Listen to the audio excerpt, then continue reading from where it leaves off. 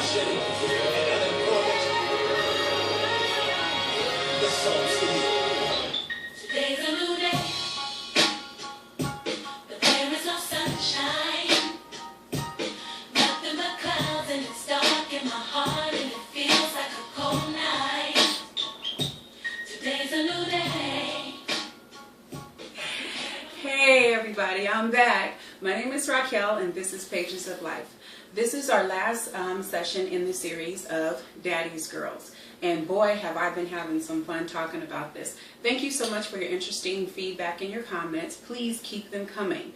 You know, this is one of those topics that a lot of times we don't really stop to think about. We don't really stop to say, hey, you know what? That could be what's going on with me. Maybe I need to take a look at that. And that is our relationships with our fathers.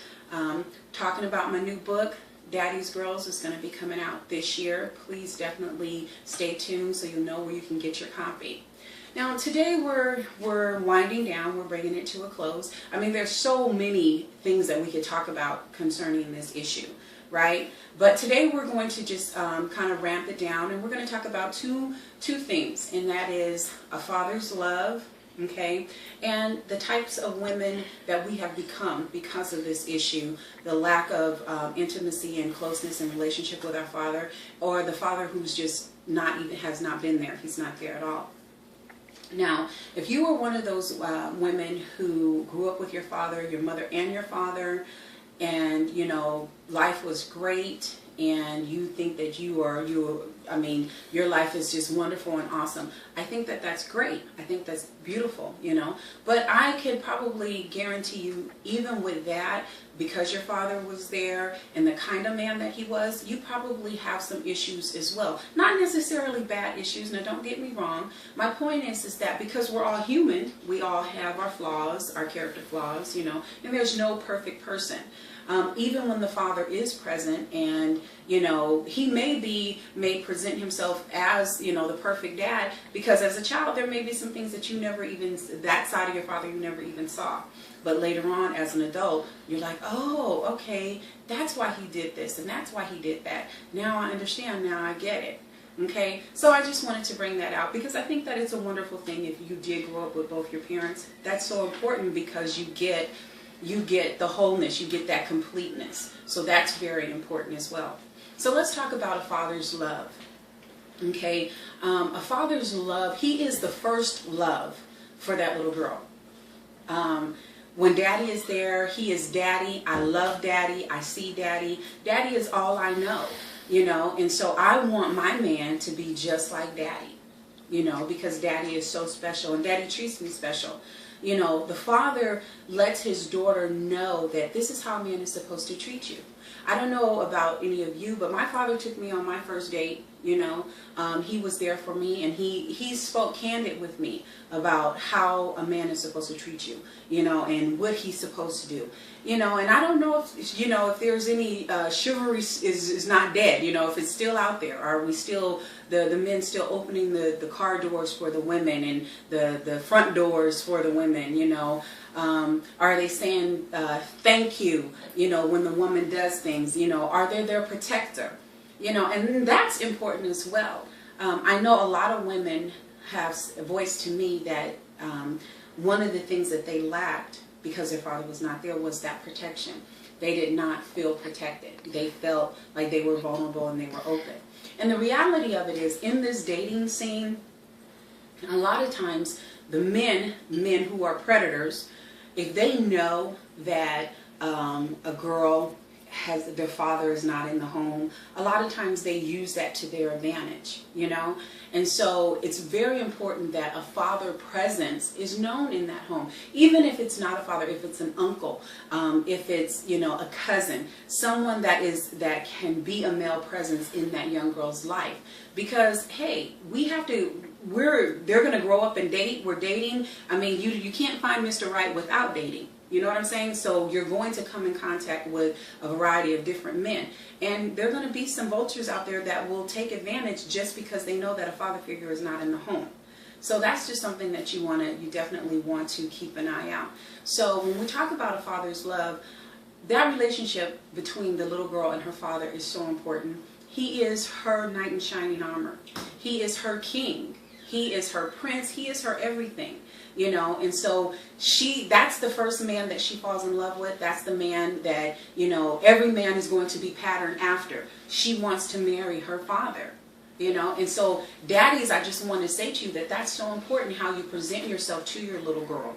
You know, you definitely want to make sure that, you know, you're being responsible. And now, everybody, there's nobody perfect. Again, we talked about the different characters and how some men they're not very, they don't really show their emotions, you know, and so a lot of times girls have to go to their dad. They have to go and hug their dad, you know, and, you know, a lot of times men will show their emotions in a different way, you know, so that part you have to understand that as well.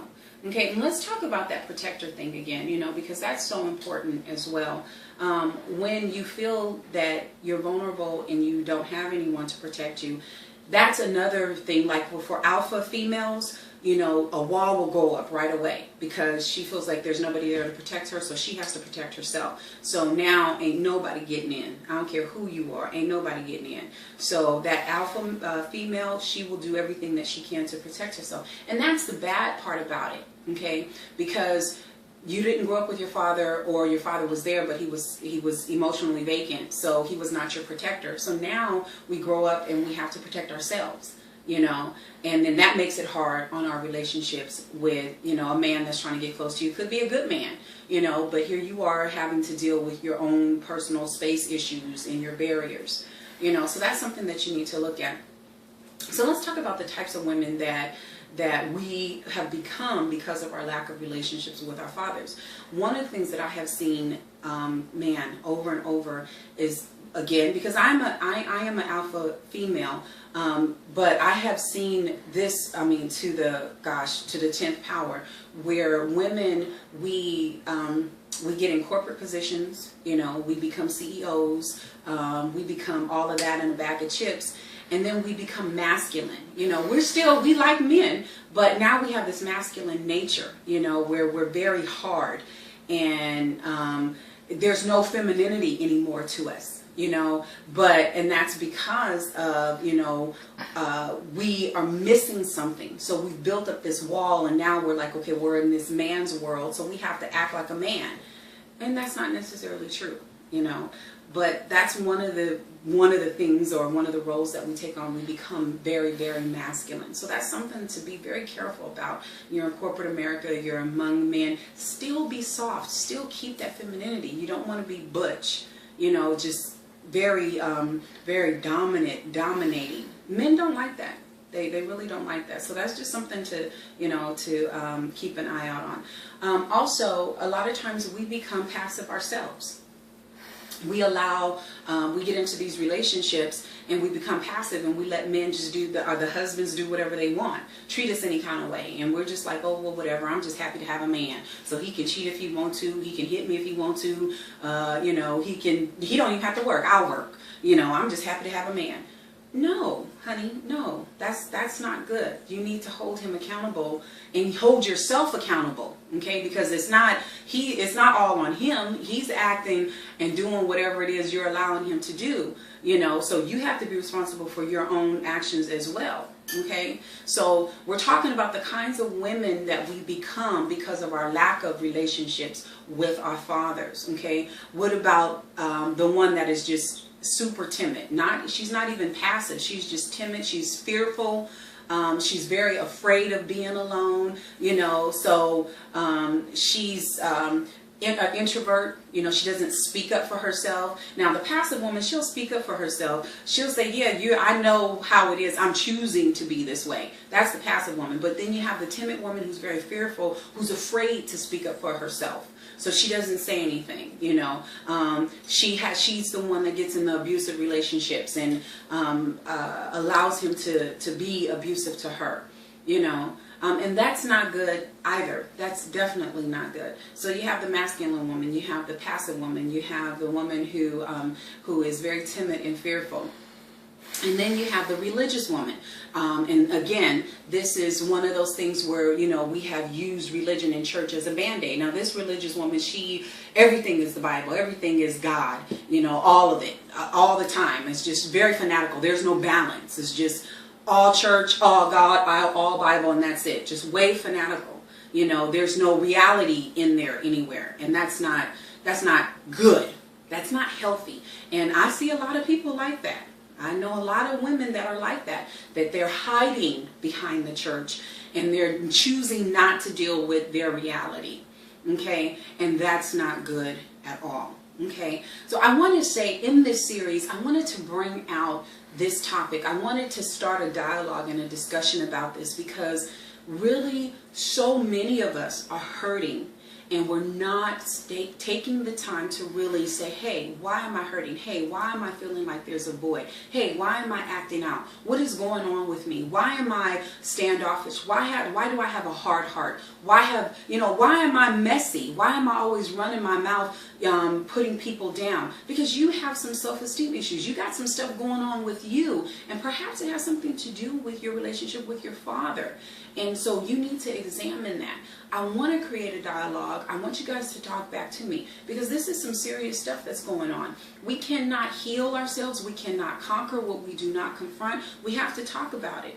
And we can't sweep it under the rug. I mean, we can continue to live our lives with our beautiful faces, our painted faces, and our weaves and our braids, and, you know, our BMWs and our house on the hill, and, you know, making our money, or even on welfare, or whatever the case may be. We can continue to live our lives and still be broken and not healed, if that's the way you want to live. But that is not the life that the universe, God, has created for you. He wants you to live a healthy life. Healthy mentally, physically, and spiritually inside. So I want to leave you with this. What are you writing on the pages of other people's lives, and what are you allowing them to write on your pages? Hit me up. Talk back to me. Guess what? It's 2013. Turn the page.